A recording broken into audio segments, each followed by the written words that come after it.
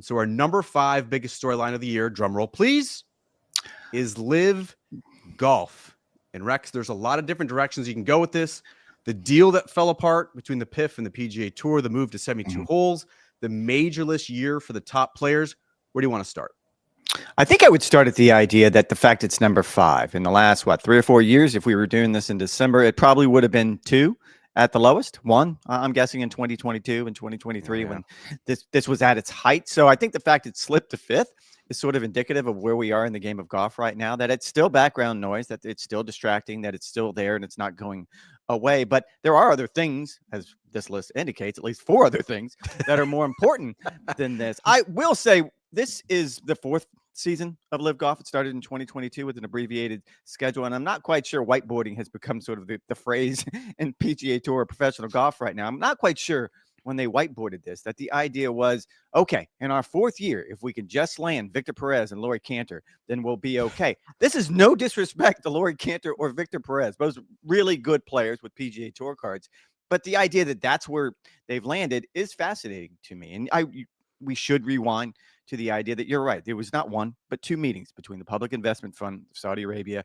and the PGA Tour in the White House with the president of the United States, and they couldn't get a deal done, and they haven't spoken since this. That was before the spring. So it's very much a standoff. It's a stalemate. We don't know what comes next, but clearly the move to 72 holes was part of an effort to get world ranking points, and that would change the narrative a little bit, but I'm still not quite sure what the end game is here because it doesn't seem to resonate in the United States. They seem to have some pretty good footholds internationally, but there still is no clear path forward of how they can not just become relevant, but profitable. I don't want to gloss over this because I want to go back to February 16th because Tiger Woods, Adam Scott, among others, met with President Trump at the White House. A few days later, Tiger Woods goes on the CBS telecast and says, quote, things are going to heal quickly, before later going on and saying that fans want all of the top players together, not just the players on the PGA Tour to play together, all of the top players, and quote, we are going to make that happen. Spoiler alert, that did not happen. And various reporting by you and others suggests it was actually a disastrous meeting. And the consistent theme that we have heard coming out of that is that the tour was and is struggling to find a way to incorporate the team element that, if you listen to PIF chairman Yasir Al-Rumayyan, is so important to him for the future of professional golf. Like, he is absolutely not budging on that. And so the deal broke off and they seem to be going their separate ways. And now with Brian Rolap on the PGA Tour side and Scott O'Neill on the LIV side, trying to maximize their own products. My question to you would be, how do you view those 2 products as we sit here at the end of 2025? Again, more than 2 years removed from the framework agreement that was supposed to bring those 2 sides together. Well, first off, I think you touched on a really important point about those 2 meetings in the White House. By all accounts, sort of the deal breaker here, the one thing that neither side could come to terms with the idea is that the Public Investment Fund believes that team golf is the future of professional golf. They weren't going to bend on that. And the idea was the PGA Tour could not see a way to make that model work, at least not in the iteration that we see right now with LIV Golf.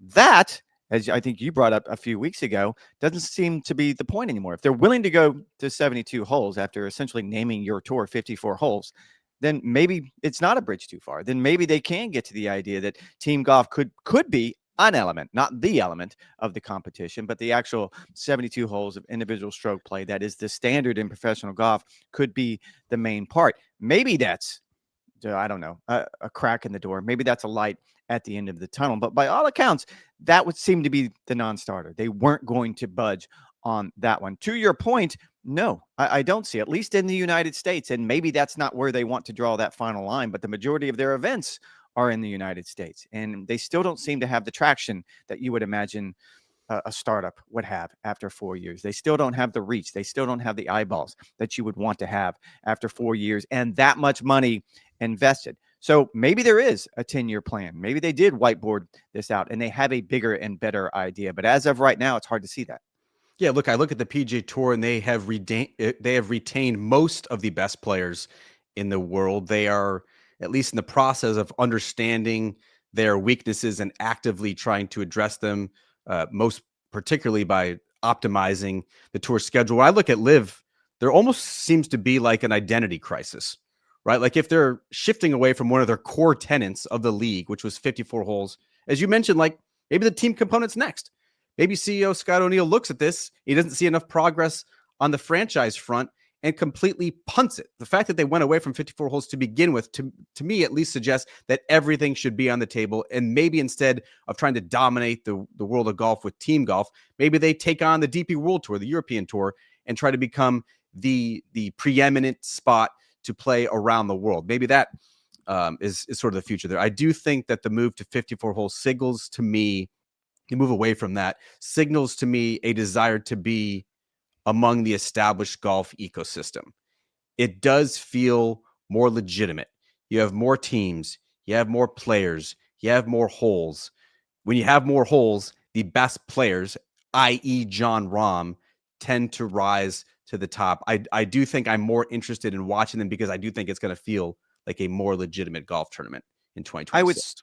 I would circle back around and just correct you on one front. You're right. The PGA Tour seems to have the best players in the world. I would still contend that LIV Golf probably has the most popular player in the world, at least as far as social media is concerned, in Bryson DeChambeau. So they still have plenty of traction. And I believe there might be a bit of a change in the philosophy at LIV Golf and how they want to acquire their talent. Instead of going after big ticket items like a Jon Rahm, when you're signing really, really big checks, it seems to me like they've diverted to what a lot of experts thought early in the days they should have done to begin with. The idea that if you start picking off the young players, the players who are coming out of college, the young players coming from Europe, you essentially cut off the PGA Tour supply of talent. You cut off the PGA Tour supply of new blood, which is so important in professional golf. That might be the element that not necessarily makes them relevant, but makes them able to sustain over the next 5 years, because I don't know how you get through the next 5 years if the price tag is going to be $5 billion again.